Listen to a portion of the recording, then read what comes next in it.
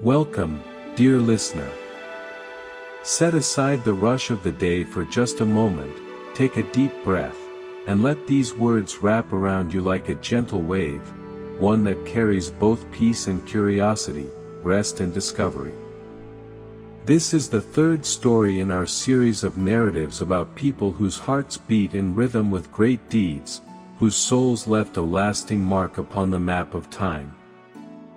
Ahead of us lie encounters with commanders from every corner of the earth, from ancient emperors of the East to brave leaders of modern times, whose exploits changed the course of history and whose characters still stir the imagination today.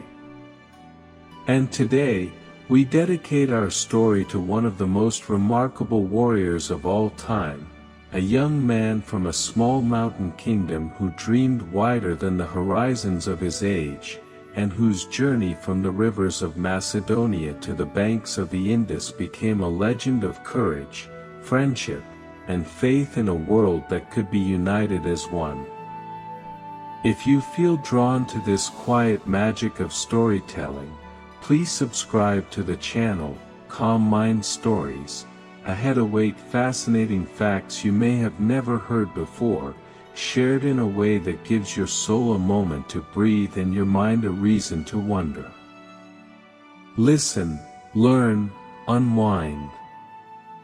And now, let us journey together to distant Macedonia, at the foot of the majestic mountains Olympus and Pieria, where the river Axius carried its waters toward the Aegean Sea, and forests whispered in the wind carrying the scent of pine and wild herbs. In distant Macedonia, at the foot of the majestic mountains Olympus and Pieria, where the river Axius carried its waters toward the Aegean Sea, and forests whispered in the wind carrying the scent of pine and wild herbs, in July of 356 BCE a boy was born whose name would one day echo from the shores of the Atlantic to the farthest reaches of India. They named him Alexander, defender of mankind, and with his first breath, not merely a child entered life, but a future promised by gods and dreams. That very year, as stories later told, fire broke out in the temple of Artemis at Ephesus. One of the 7 wonders of the world turned to ashes, and the priestesses whispered that the goddess had left her home to be present at the birth of an extraordinary child in faraway Macedonia. And on that same night, his father, King Philip II, received 3 messages. His wife Olympias had given birth to a son, his horses had triumphed at the Olympic Games, and his generals had captured the fortress of Potidaea. Philip, a wise and far-sighted ruler, exclaimed, "What a magnificent world I shall leave to this child!" Not knowing that his son would not inherit a world, but would create a new one himself. The age into which Alexander was born was a time of change and great hope. Ancient Greece, the cradle of philosophy, art, and democracy, consisted of many city-states, Athens, Sparta, Thebes, Corinth, forever competing with one another, worn down by wars and rivalries. But to the north, in the mountain valleys of Macedonia, a new power was rising. Macedonians were then still considered half-wild cousins of the Greeks, speaking a rough dialect and worshipping Dionysus with particular passion. Yet Philip II, Alexander's father, was a genius of transformation. He created an invincible army. The famed phalanx with its long sarissas, united scattered tribes into a single state, and dreamed of a campaign against the mighty Persian Empire, which for a century and a half had held the entire Greek world in fear. The air of that time was filled with the spirit of discovery. Aristotle pondered the nature of the soul in Athens, sculptors carved perfect forms from marble, and poets sang of heroic deeds. And at the heart of this world grew a boy destined to become the living embodiment of all these dreams.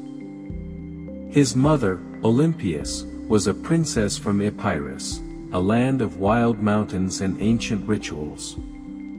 She was a woman of extraordinary inner strength, passionate and mysterious, devoted to the cult of Dionysus and mystical ceremonies. She believed her son was born not of an ordinary mortal, but of Zeus Ammon, the sun god and creator of worlds, and from childhood she instilled in Alexander the belief that divine blood flowed in his veins. Olympias would read him Homer's Iliad at night, and little Alexander would fall asleep to the verses of Troy, Achilles, and Patroclus, dreaming of one day surpassing his heroes. His father, Philip, was entirely different, practical, cunning, a shrewd politician and commander who had lost an eye in battle but gained wisdom in negotiation. He loved his son, yet saw in him not a child but an heir, a future ruler, and from an early age instilled in him military discipline, tactical thinking, and respect for the common soldier. Alexander's childhood unfolded between two worlds, the world of poetry and divine visions from his mother, and the world of the sword, strategy, and realpolitik from his father. And it was precisely this blend that made him unique. He could dream like a poet and act like a commander. The most famous episode of his youth occurred when he was only 12 years old. Envoys from Thessaly arrived at Philip's court bearing a gift, a horse named Bucephalus, enormous and powerful, with a thick mane the color of a raven's wing and eyes blazing with fire. But no one could mount this stallion. He reared, neighed, stood on his hind legs, throwing rider after rider to the ground. Philip was ready to refuse the gift, but young Alexander approached his father and said, "What kind of horse is this that no one can ride? He is not wild, he is afraid of his own shadow." Everyone fell silent. The boy walked toward Bucephalus not with a whip, but with gentleness, spoke to him softly, turned his head toward the sun so the shadow vanished, and gracefully leaped into the saddle. The horse grew calm, as if recognizing a kindred spirit in the boy, and carried him galloping across the plain. Philip, moved and astonished, embraced his son and whispered, "Seek out a kingdom worthy of you, my son, for Macedonia is too small for you." From that day on, Bucephalus became his faithful companion on all the roads of the world, and their friendship became legend, not merely rider and horse, but two hearts beating as one on the path to greatness.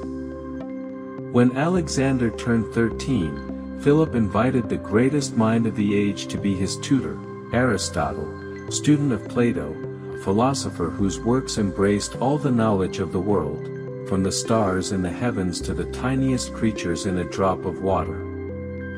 For 3 years Alexander studied in the shaded groves of Mysa, where Aristotle taught him not only philosophy, but also medicine, botany, astronomy, politics, and the art of poetry. His teacher planted in him a love for knowledge, for Homer's verses, for the ideal of an enlightened ruler who governs not by fear, but by wisdom. Alexander always carried with him two gifts from Aristotle, a parchment copy of the Iliad, and the belief that true victory lies not in destroying enemies, but in uniting peoples beneath the shelter of culture and reason. This idea became his inner compass throughout the years of great campaigns. At 16, fate gave him his first test. Philip departed on campaign, leaving Alexander as regent of Macedonia. And then the Thracian tribes rose in rebellion to the north. Without hesitation, the youth gathered an army, led it into the mountains, and not only crushed the uprising, he founded the fortress of Alexandria on the frontier, showing not just bravery, but the foresight of a builder. When Philip returned and saw how his son had governed the state, he embraced him and said, "My son, seek a kingdom worthy of you, for I have left you only Macedonia, yet you already think of the world." At 18, Alexander fought side by side with his father for the first time in the Great Battle of Kyrenia against the alliance of Greek city-states. He commanded the cavalry and at the decisive moment charged into the breach, displaying that reckless courage which would become his trademark. The Greeks were defeated, but Alexander did not rejoice over the fallen. He ordered the enemy buried with honors and concluded a wise peace, understanding that true strength lies in unity, not in vengeance. But fate prepared a different trial for him. At 36 years old, during a feast in Aegae, his father Philip was murdered by a conspirator. Alexander, who was only 20 at the time, ascended the throne surrounded by enemies and doubts. The Greeks rebelled, considering him young and inexperienced. The ancient city of Thebes rose in revolt and insulted the memory of his father. And so Alexander undertook his first great campaign, not for glory, but for order. He led his army south with a speed the Greeks deemed impossible, and appeared before the walls of Thebes before the enemy could prepare. Thebes fell, but Alexander did not destroy it completely. He preserved the temples and the house of the poet Pindar, whose verses he had loved since childhood. This act revealed his essence. He was a conqueror, but not a destroyer. He took cities, but left their culture intact. He demanded submission, but respected the dignity of the defeated. And then, at 22, he turned his gaze eastward.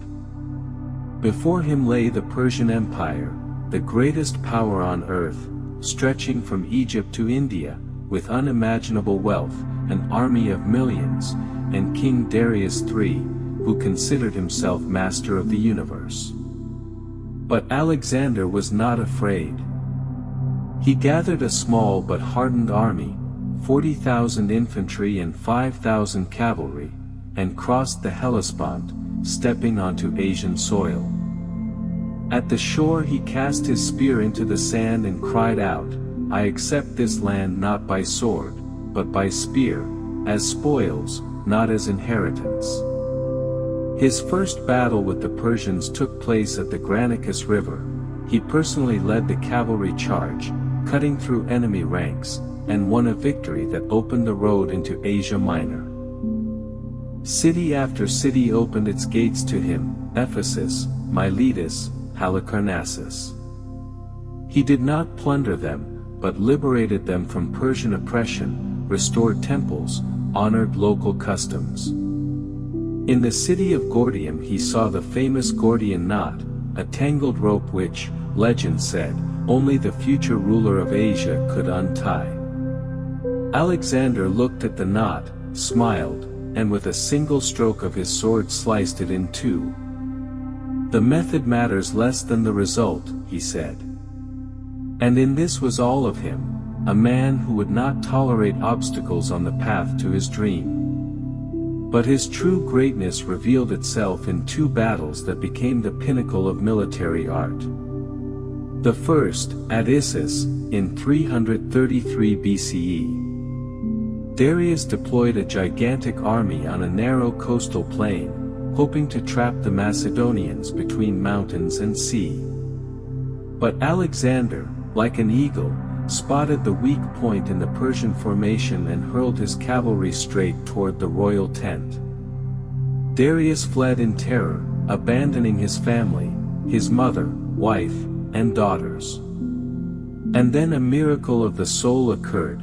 Alexander did not take them as trophies, but surrounded them with honor and protection. When Darius's mother, Sisygambes, mistakenly bowed not to the king but to his friend Hephaestion, taking him for Alexander because of his tall stature, she fainted from fear. But Alexander gently raised her and said, "Do not be afraid, mother, he too is Alexander."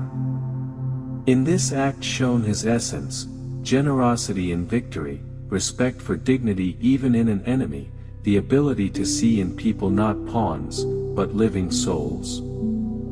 The second great battle, at Gaugamela, in 331 BCE. Darius assembled an army 3 times larger than the Macedonian, with war chariots, elephants, archers from across the world. The battlefield had been specially cleared for maneuver. But Alexander, like a conductor leading an orchestra, guided his army with mathematical precision and poetic inspiration. He created a gap in the enemy line, plunged into it with his cavalry, and once again charged straight for Darius's tent. The Persian king fled once more, and the empire collapsed like a house of cards. But Alexander did not stop. He pressed onward, to Egypt, where priests in the oasis of Siwa proclaimed him son of the god Ammon, placing upon his head the horned crown of the pharaohs.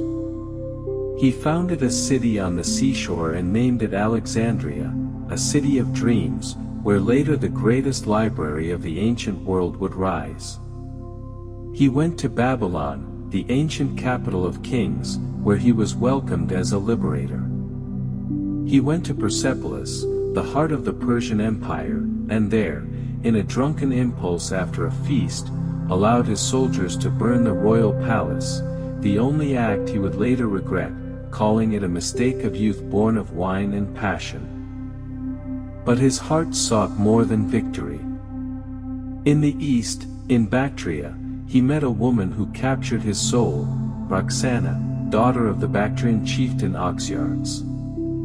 She was beautiful as the morning star, proud as the mountains of her homeland. Alexander did not take her by force, as kings of that time often did. He saw her dancing at a feast and fell in love. He sent envoys to her father with honorable gifts and asked for her hand as a suitor, not as a conqueror. Their wedding became a symbol of his great dream, to unite East and West, Greeks and Persians, into one human family. He himself wore Persian robes, married Roxana in Eastern tradition, and wed his generals to Persian princesses.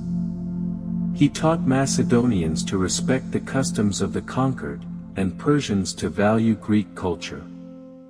He dreamed of a world where children of different peoples would speak a common language of friendship and reason. His friendship with Hephaestion was the bright star of his life. They had grown up together since childhood, studied under Aristotle, shared bread and water on campaign.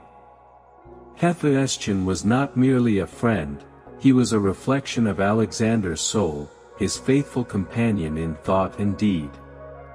When Alexander read that Gilead, he saw himself as Achilles, and Hephaestion as Patroclus, his loyal friend.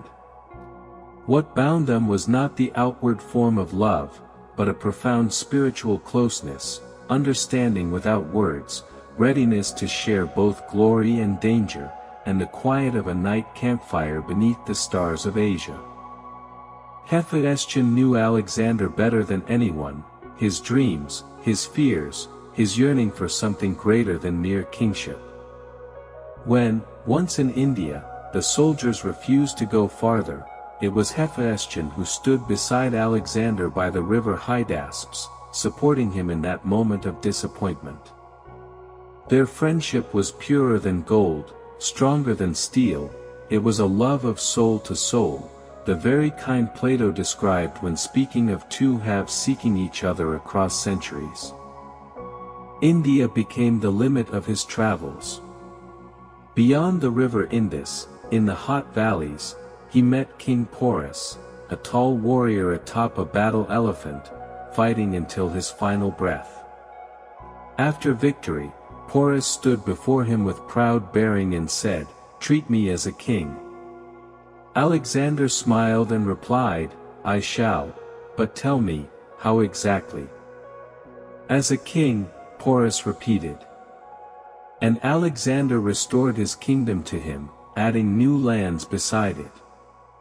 "I fight not for territory, but for honor," he said then. But his soldiers, weary after 8 years of campaigning, exhausted by tropical heat and fear of endless elephant armies, asked to return home. For 3 days Alexander remained in his tent, dreaming of reaching the ocean that encircles the edge of the earth. But love for his warriors prevailed. He turned back, saying, "You have earned rest more than I have earned new lands." The journey home became a test of spirit. Through the desert of Gidrosia, where the sun scorched stones to unbearable heat, where water was scarce for all, he walked ahead of his men. Once they found a little water in a helmet and brought it to him.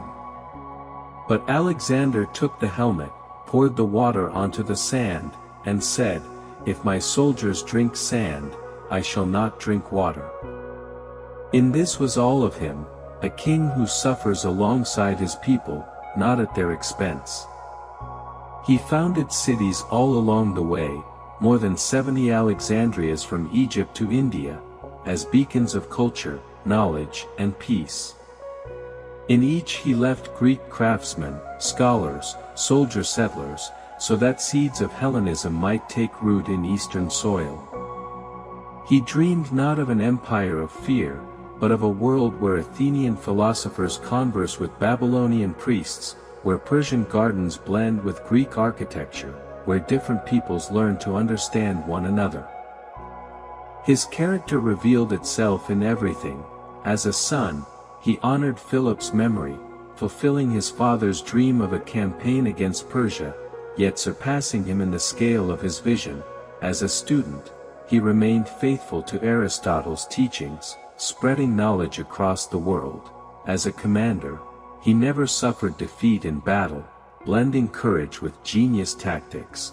As a friend, he was loyal to the end, as shown by his grief for Hephaestion, who passed away a year before his own final days.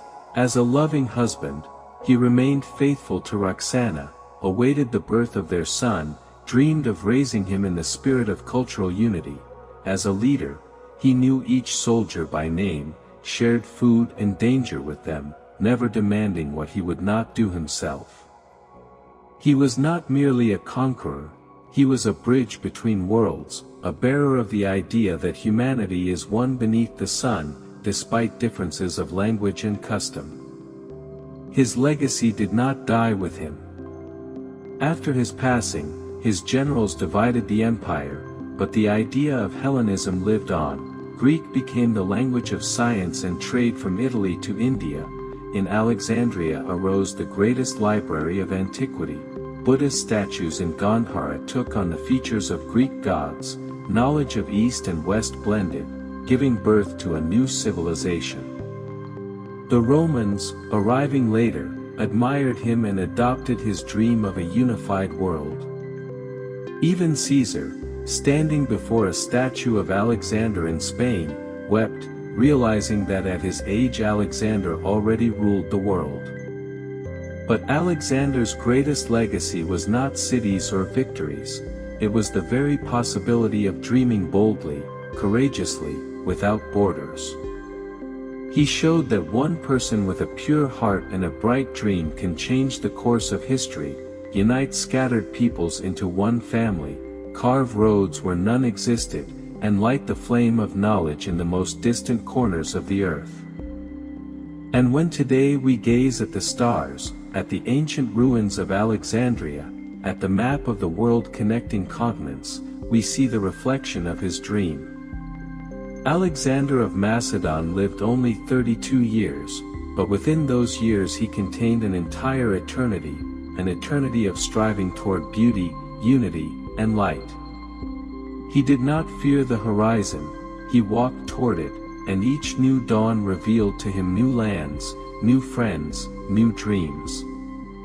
His life was a song about how a person is born not to stand still, but to move forward, through mountains and deserts, through victories and disappointments, through love and friendship, toward that bright world which he himself creates through his actions, his faith, his heart. And may this story remain with you as a gentle reminder, even the longest journey begins with a single brave step, and greatness is measured not only by conquered lands, but by the ability to keep kindness in your heart, loyalty in friendship, and respect for those who walk beside you, be it a warrior in armor or a horse with a fiery mane. Thank you, dear listener, for spending this time with us, for your trust and openness to the wonders of the past. If these words brought you moments of peace and discovery, please subscribe to the channel, Calm Mind Stories, for ahead await new journeys. We will tell of a queen whose ship sailed the oceans centuries before the great age of exploration, of a commander who united continents without drawing a single sword, of sages whose ideas still light the path for people across the world.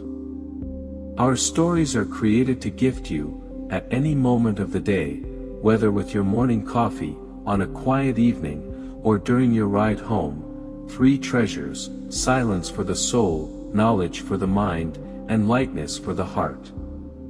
Listen, learn, unwind. And until we meet again in the world of great destinies and warm words.